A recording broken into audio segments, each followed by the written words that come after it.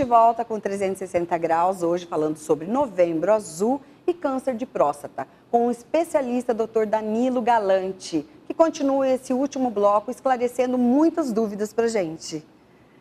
Dr. Danilo, vamos falar mais um pouco sobre tudo isso. O que é o exame de PSA?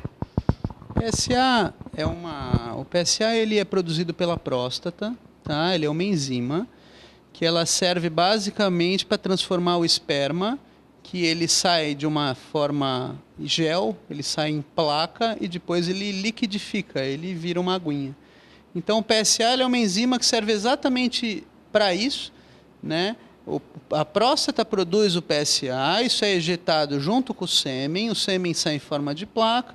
Quando ele penetra na mulher, isso vira líquido. Lá dentro, isso facilita que os espermatozoides andem. Então, a função do PSA é essa, mas a função médica do PSA é medir volume de próstata, medir crescimento de próstata. Então, pelo valor do PSA, dá para estimar como que está indo a saúde da próstata. Se você tem valores de PSA que estão acelerando demais, vale a pena você fazer uma investigação complementar. Essa investigação pode ser tanto com ressonância magnética, que é um exame mais atualmente sendo feito, e com biópsia de próstata. Atualmente a ressonância ela tem feito as biópsias ficarem um pouco mais adiadas.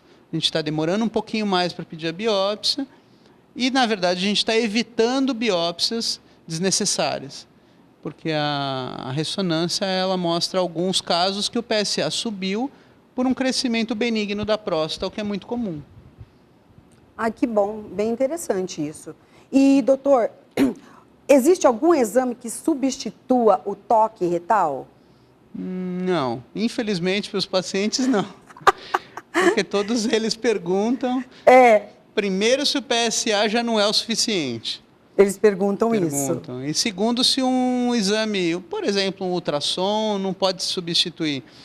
Na verdade, na era pré-PSA, a gente fazia diagnóstico de 10 a 20% só dos tumores, porque a gente pegava tumores avançados.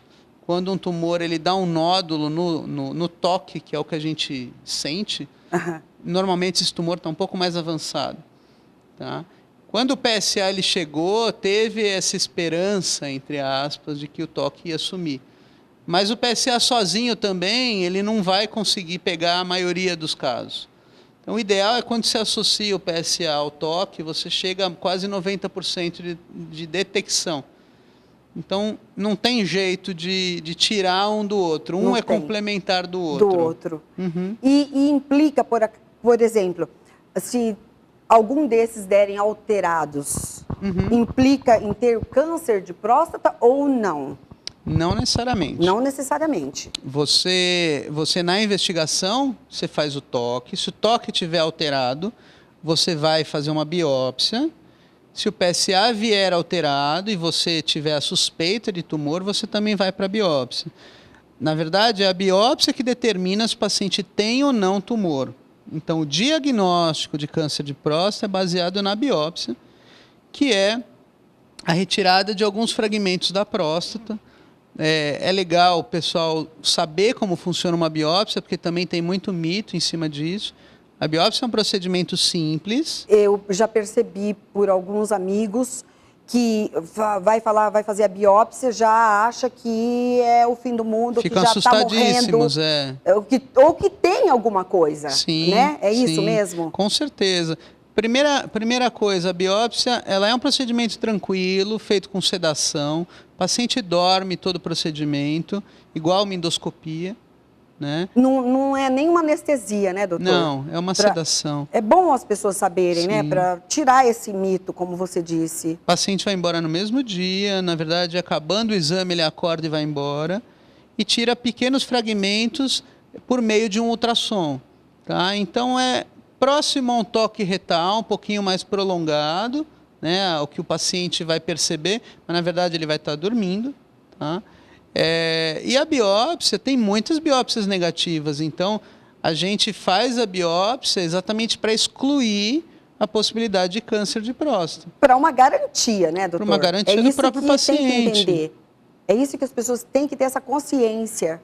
Com certeza, não é o fim do mundo ir para uma Porque biópsia. vai fazer uma biópsia, não, eu já tenho, eu conheço gente que fica dessa maneira. E às vezes foge até do procedimento e fica com a dúvida eternamente na cabeça, né? E aí piora mais ainda, né, doutor? Com certeza, com certeza. Qual a diferença entre o tumor benigno e o maligno? Tá. Primeiro que o benigno é muito mais comum. Tá? O que a gente chama de tumor benigno, os urologistas chamam de hiperplasia benigna. Tá? Hiperplasia, ou seja, um crescimento benigno da próstata. Esse é muito, muito mais comum do que o câncer da próstata. E ele dá sintomas, diferente do câncer da próstata, que não dá sintoma algum. Olha, que loucura. Então, a maioria dos pacientes que começam a urinar mal, ter dificuldade, levantam de noite, jato fraco, vão várias vezes no banheiro, a primeira preocupação deles é: doutor, eu tenho câncer? A maioria das vezes não. Tá? Virtualmente 100% das vezes isso é um crescimento benigno da próstata.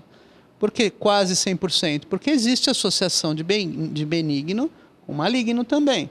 O paciente que ele tem um crescimento benigno e alguns sintomas, ele pode também ter tumor de próstata, câncer de próstata.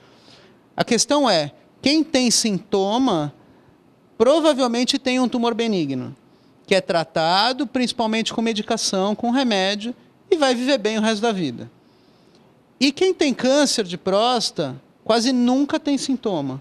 Que coisa, doutor. Por isso que é importante a prevenção, porque praticamente todos os pacientes... Não vai mostrar, não vai avisar, vamos dizer assim. A gente chama de um câncer silencioso. Então, a gente faz diagnóstico bem antes, com o intuito do paciente realmente não sentir nada, né? E daí você faz esse diagnóstico e trata o paciente antes que ele tenha problemas. Aí você pode me perguntar, alguém tem sintomas? Algum tipo de paciente tem? Pacientes com câncer de próstata avançado, com metástase, né, já Nossa! agravado. Esses sim podem ter sintomas, porque já está exatamente, avançado, já está avançado, assim. Exatamente. Mas a grande maioria dos pacientes com câncer de próstata, eu diria que mais de 90% não tem sintoma algum.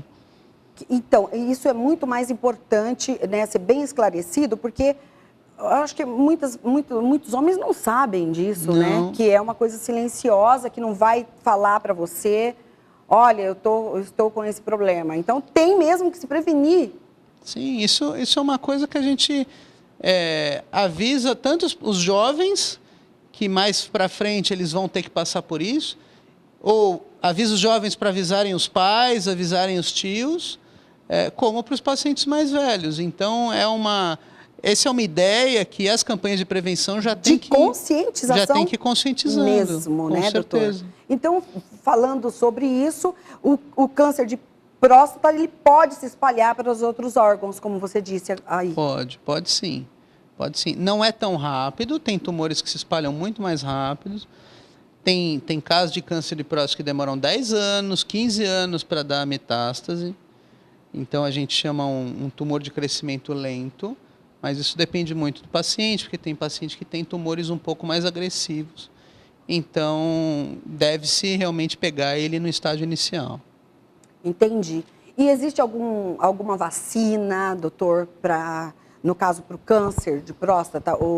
Ainda não. Ainda não. A oncologia que estuda essa área, ela não para de fazer pesquisa para procurar prevenções, né? Isso é um tipo de prevenção, a vacina não deixa de ser uma prevenção. Não deixa de ser. Mas não existe, tá? Para câncer de próstata não tem isso. Entendi. E há o risco, no caso de adquirir disfunção erétil depois do câncer? A disfunção erétil, ela pode ser uma complicação do tratamento, não do próprio câncer. Não. Você não vai ver pacientes com disfunção erétil porque estão com câncer. Ou porque tiveram? Tratados. Né? Então, o que acontece? A disfunção erétil, ela vem exatamente de alguns tratamentos para câncer de próstata, como a cirurgia ou a radioterapia, que tem uma taxa de complicação que pode dar tanto incontinência, que é perder a urina, quanto impotência. Mas aí são complicações do tratamento, na verdade, não são complicações da própria doença. Entendi. E a cirurgia, no caso, impede o homem de ter filhos ou... Sim. A cirurgia, quando você faz a cirurgia, você acaba cortando um dos ductos, que é o ducto deferente, que é o mesmo que a gente corta na vasectomia. Aqui na vasectomia você faz isso externo, na cirurgia para tumor de próstata, que chama prostatectomia, você faz isso bem profundo. Graças a Deus, a maioria dos pacientes com câncer de próstata estão acima dos 50 anos. Então, eles já decidiram por ter ou não mais filhos. Não é uma questão que incomode muito os pacientes. Mas, sendo objetivo, sim, ele fica infértil, né? Ele fica? Fica. Entendi. E doutor, qual é a relação da próstata e da ereção? Muitos querem saber isso. Tá. A próstata, ela fica numa região central da pelve, né? Bem na frente da bexiga. Na verdade, ela fica entre o canal por onde passa a urina, que é a uretra, e a bexiga. Quando você tira a próstata, você tem um risco de mexer nos feixes de nervos da ereção. O que acontece é que os feixes que passam, os nervinhos que vão para o pênis e dão a ereção, eles estão muito colados na próstata. E quando você mexe na próstata para tirar, você tem um risco de lesar esses nervos e dar alteração de ereção. Não são todos os pacientes que fazem a cirurgia da próstata que vão perder a ereção. Tá? Na verdade, a maioria dos pacientes não perde a ereção. Não perdem? Não perdem, a maioria não perde. Tá? Mas uma parte dos pacientes perde exatamente por isso. Tá? Entendi. E nós já estamos quase encerrando, né? Quais as chances de um homem ter o câncer de próstata? Chances baixas, chances menores do que 5%. Isso na população geral, né? Quando você tem pacientes negros ou com histórico familiar, isso já aumenta, né? Mas não são números tão alarmantes assim. Mas é o suficiente para você começar a investigar mais cedo. Mas na população geral, o número percentualmente não é tão alto, em porcentagem não é tão alto, mas absoluto acaba dando muita gente, né? Perfeito, eu acho que a nossa conversa foi bastante esclarecedora para o meu telespectador. E pena, chegamos ao final do nosso programa. Foi tão rápido, né, doutor? Quando o assunto é interessante, voa! Eu quero te agradecer por estar aqui no meu programa 360 Graus, da TV Cidade, e pedir para você deixar seus contatos, o convite já para você voltar outras vezes aqui comigo, sim, claro, sim, e você deixar os seus contatos, o que você queira. Tá bom. Primeiramente, eu agradeço o convite, sempre que convidado eu vou comparecer. Muito obrigada. Eu tenho um site que é o www.drDanilogalante.com.br. Esse doutor é DR, então é drDanilogalante.com.br. Ok. Telefone do consultório, deixa eu colar aqui. Pode colar, não tem problema, né, gente? 3262-5564. Ok.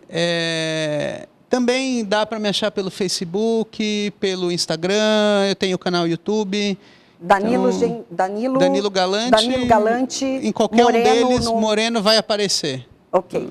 Muito obrigada, doutor. Adorei. Imagina, obrigado. E eu quero agradecer também aos meus patrocinadores, Rogério Machado, Letícia Velasco, a Benedictes, a Vila Imóvel, a Poena Eco Pousada, no Conde, na Bahia. E meu agradecimento especial a você que nos prestigia. Hoje ficamos por aqui, mas temos um encontro marcado no próximo 360 Graus. Beijos e fiquem com Deus.